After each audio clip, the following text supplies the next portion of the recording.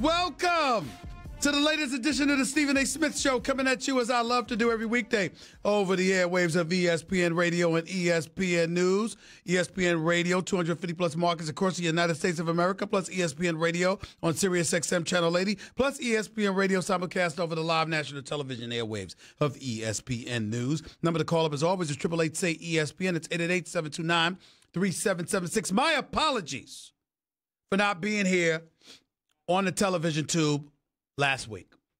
Before I get into anything about All-Star Weekend, Colin Kaepernick, Major League Baseball, list goes on and on, I just want to let y'all know, trust you me when I tell you, you did not want to see me or hear me on the air last week.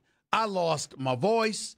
Mucus was everywhere. The flu, the bug, man, it took me out. I was out of commission for about 4 or 5 days. I didn't know what the hell's going on. And I'm going to tell you what I give a clue to, though, anyway. Even though my daughter was sick, that's true. I'm telling you something right now, John. I can tell you right now, you can book it. If I shake hands with people and their hands are sweaty, you can book I'm going to get sick. I'm trying to tell y'all right now, I'm getting to the point where I'm going to ban people from shaking my hand. I'm going to wear gloves or something. I'm telling you. I'm telling you right now. It just happens. It never fails. I always get sick when I shake hands, and people that shake hands with you, their hands are sweaty and all of that other stuff. I mean, it's just, ladies and gentlemen, it's just disgusting. It's just no other way to slice it. But nevertheless, I went through it. I've weathered the storm to some degree. I am back, full throttle, ready to go. Lots of stuff to get into, lots of stuff that I didn't get into last week, but I am back and in full effect and rearing to go. First things first, NBA All-Star Weekend, I would label a success. I would label it a success because, listen, it's not the all-pro game in the National Football League where there's no defense and you know what, it makes no sense whatsoever for them to be out on the football field. In the court of in a game of basketball, somebody could be in a park playing by themselves and you want to watch them. Because the individual exploits, the ability to jump out of the gym, courtesy of the Greek freak Giannis Antetokounmpo. You remember that bounce pass alley-oop from Steph Curry yesterday. You want to see stuff like that. You want to see the three-point shooting contest that, by the way, was won by Joe Harris of the Brooklyn Nets. Not only are they on the come-up, we understand why, because they got guys like him who's on the come-up. This brother can shoot. He can shoot. And there's no question that he put on a show in a three-point shooting contest Saturday night, beating Steph Curry, I might add, and Buddy Hield. I thought when Steph Curry hit 9 straight, it was a wrap. But it ended up that, you know what, wasn't going down like that. My favorite thing to see is the three-point shooting contest because obviously it takes skill to be able to shoot from long range. Whether somebody's in your face or you're by yourself, when it goes up, that doesn't mean it's going in. So people who can actually shoot, it matters. It really, really matters. The slam dunk contest, look, Dennis Smith is a high riser. This brother's a skywalker, no doubt about it. The New York Knicks guard recently traded from the Dallas Mavericks, a guy who should have been drafted by the New York Knicks. Number 8 overall, instead of them Phil Jackson electing to take Frank Ntilikina, giving us further preponderance of evidence about how he was asleep at the wheel for the New York Knicks. Because Dennis Smith is somebody he should have drafted.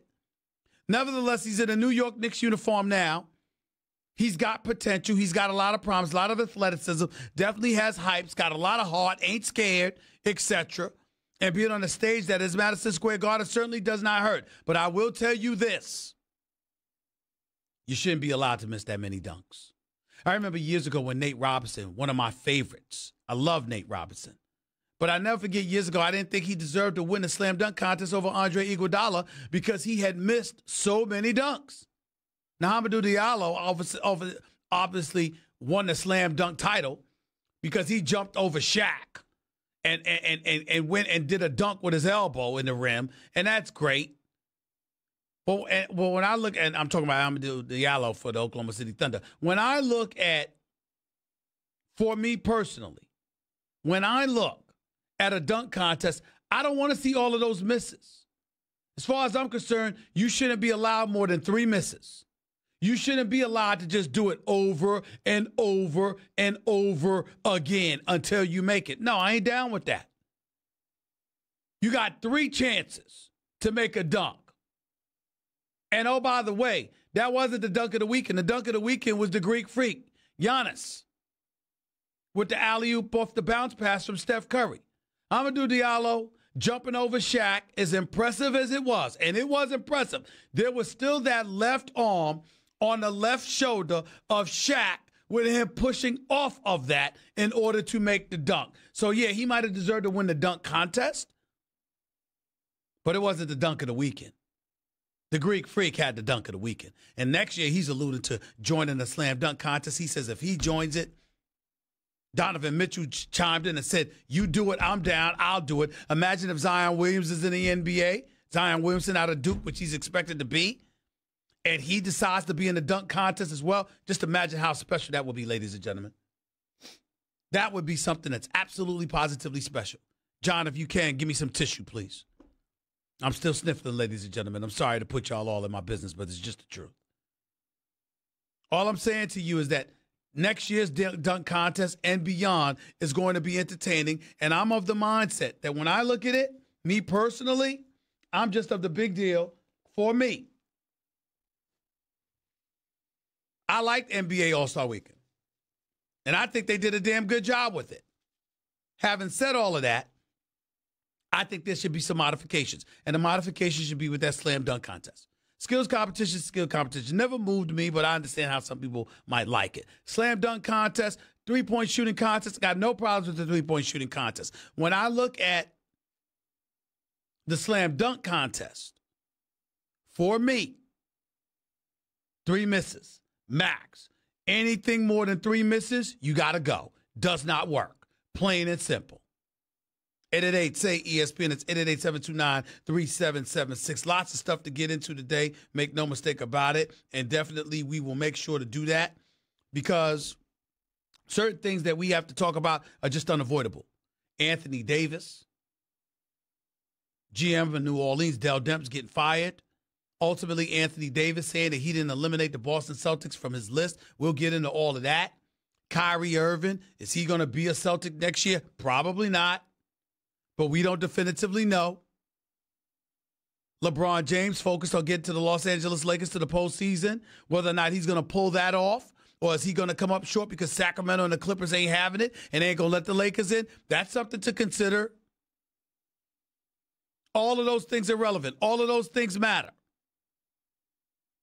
And those are the kind of things that we'll get into. One of the other things we got to get into is what team is going to have the most pressure on their shoulders this latter part, these last 25-plus games or so.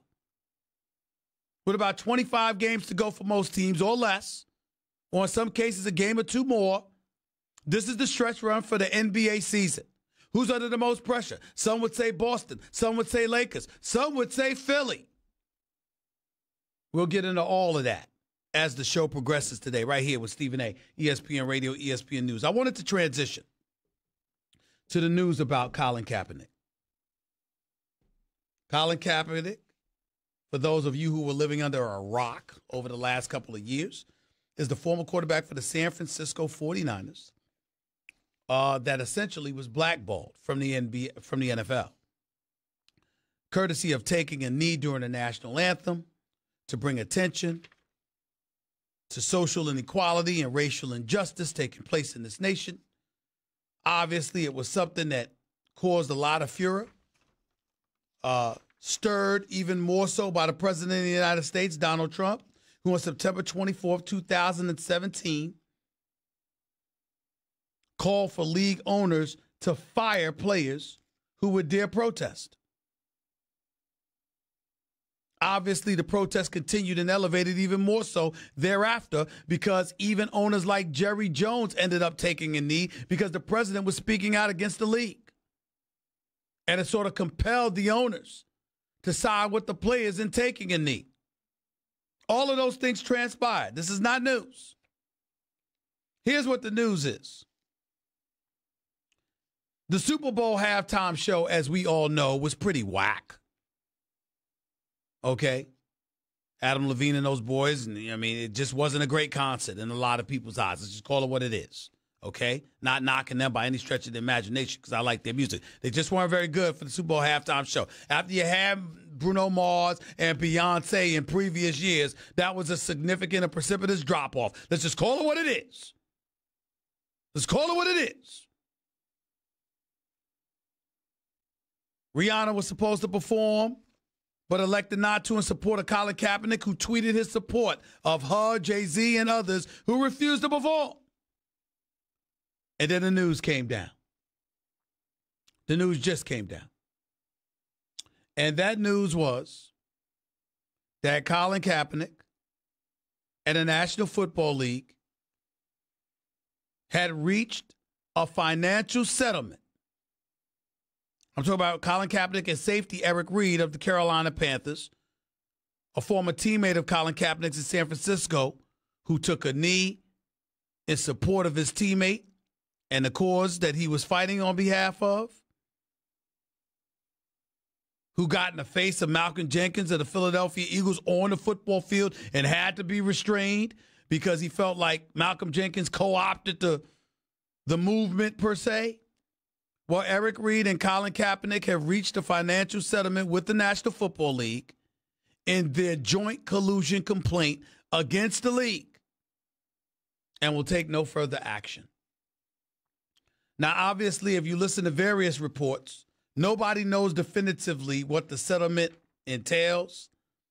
My man Mike Freeman from the Bleacher Report, I believe, alluded to it being anywhere from $50 to $80 million. We simply don't know. But I will tell you this. I need to know before I'm happy about it. Let me be very, very clear. I believe that Colin Kaepernick had every right to take a knee. I believe that Colin Kaepernick was blackballed. I believe all of that. Having said all of that, I'm one of those people who also recognizes the capitalistic society that we're living in, who America is, and the fact that in the private industry, you have a right, if you think somebody is going to be a headache, to say you don't want them as being a part of your product. Ladies and gentlemen, I'm on the record. I want to state very, very clearly, I do not expect white billionaires to harbor the elevated level of sensitivity all of us believe folks should have. I just don't anticipate that. I expect green to be their color of choice. I expect anything that promotes and facilitates and stimulates the flow of more green to be their preference.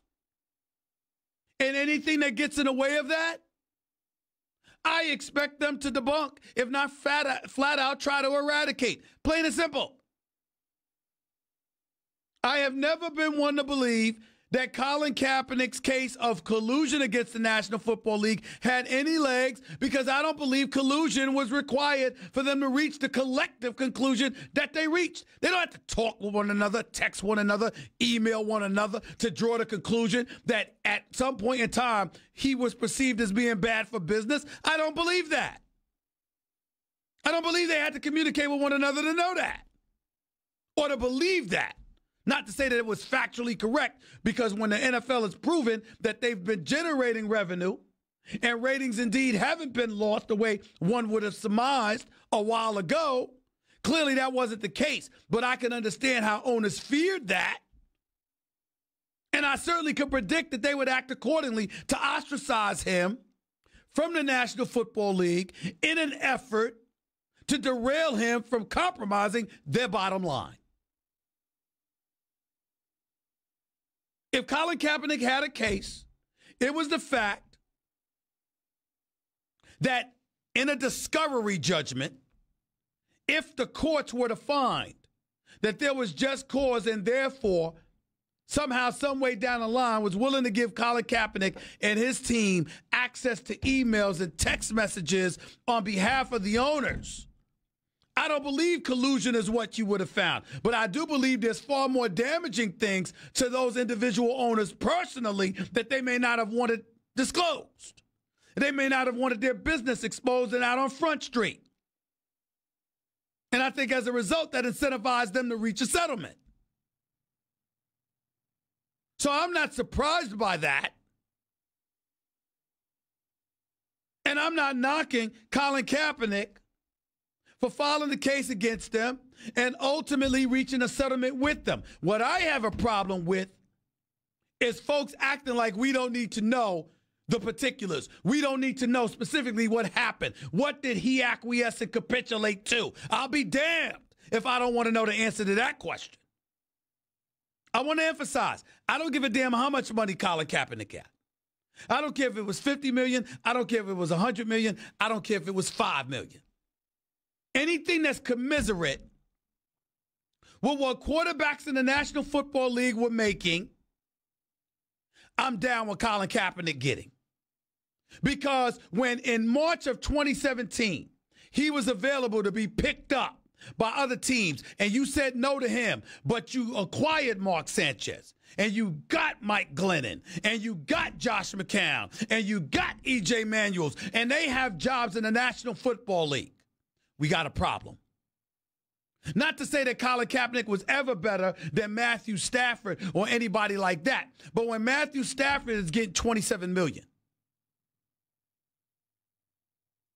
when Jay Cutler was making $26 million, when Jimmy Garoppolo ultimately, with 7 starts on his resume, signs a deal for $137.5 million with $72 million guaranteed. I have no problem with Colin Kaepernick getting $50 to $100 million from the National Football League. Because what you're saying is, despite the fact that you were 1-10 in your last 11 starts, despite the fact that you were 3-19 in your last 19 starts as a quarterback, statistically speaking, there are various things out there that proves that Colin Kaepernick wasn't necessarily the problem. That there were things that transpired around him that dictated those kind of results and that outcome. And that he should not be, it shouldn't be held against him as if he's some scrub that couldn't play. It is entirely plausible that Colin Kaepernick could have made $50 million over the last few years. It is entirely, when you consider the money that quarterbacks are getting paid, it's entirely plausible that Colin Kaepernick could have ended up signing for over $50 million in a 3-year span.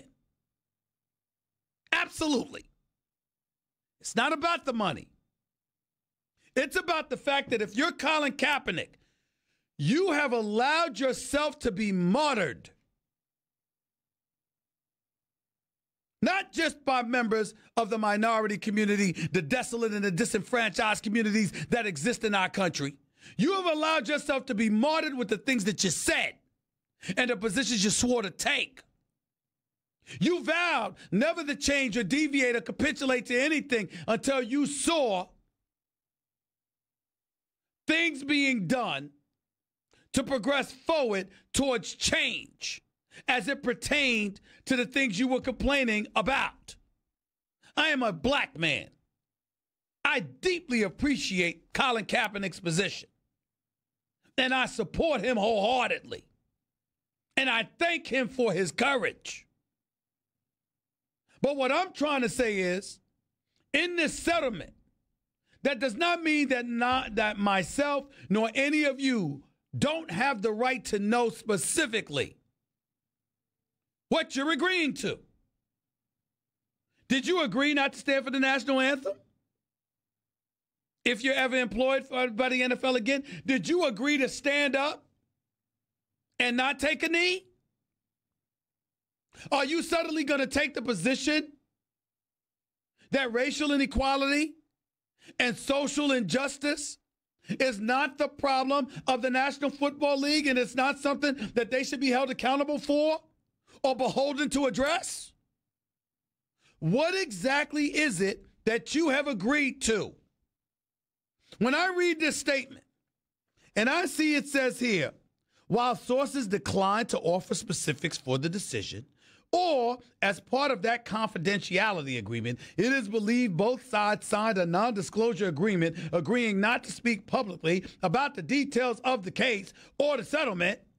Or when I hear multiple NFL players adopted Kaepernick's protest in 2017, hoping to draw attention to social justice and racial inequality issues. I'm saying with all the people that Colin Kaepernick, figuratively or literally, sat idly by and allowed to embrace and adopt his cause, and I'm not saying he was wrong to do that. I'm saying you don't owe folks an explanation as to what specifically you agreed to. Forget the money. I'm not asking about the money. I don't care about the money. The money doesn't matter to me. I want to know what he agreed to with the National Football League. That's what I want to know. Did you agree you'll never play in the NFL again? Did you agree if you did play in the NFL again, you will stand for the national anthem? Do you still have the freedom to protest and take a knee if you so choose? What exactly did you capitulate to? See, it's moments like this where I'll highlight. Jonathan, you're too young. You're a young whippersnapper. Your breath smells like Similac wet behind the ears. You're too young. You might not know any better. JC, you might be a little bit older than me. Nuno, where were you in that? Portugal, Mexico? I mean, where the hell was Nuno at that particular moment? I don't know. Kat, were you in Russia? I don't know. But in this country,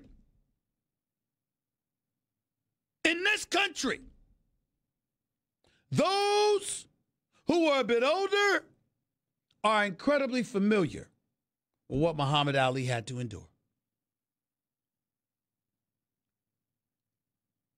Refusing to enter the armed forces, represent this nation in the Vietnam War. We know what kind of fallout Muhammad Ali had to endure because of that. Lost his ability to make a living, to defend his crown. He was the best, stripped of the world heavyweight title. Sentenced to 5 years in prison. The fines and everything else that came with it.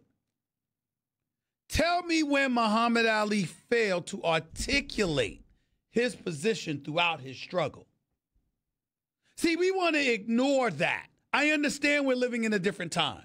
And I understand that Colin Kaepernick and others with one tweet could potentially reach more, or actually literally reach more than folks could back in the day on national television. I get all of that. That's not what I'm talking about. I'm talking about Muhammad Ali not going underground. I'm talking about him being front and center. I'm talking about him reminding us all that no Viet Cong ever called him the N-word. I'm talking about him bringing up the back of the bus, bringing up restaurants, bringing up water fountains and all of those things. And the access that African Americans and minorities were denied. I'm talking about him speaking up and speaking out about that in the throes of that hostility and that venom being aimed in his direction. We ain't seen Colin Kaepernick anywhere. But at an award ceremony receiving an award, we haven't heard him talk. And maybe most of you feel he doesn't need to. And you might be right. I don't know. And I'm not questioning any of that. All I'm saying is this. Everybody has invested themselves emotionally, one way or another, into the Colin Kaepernick situation. And all I'm saying is, I simply want to know, now that it's over, what was agreed to?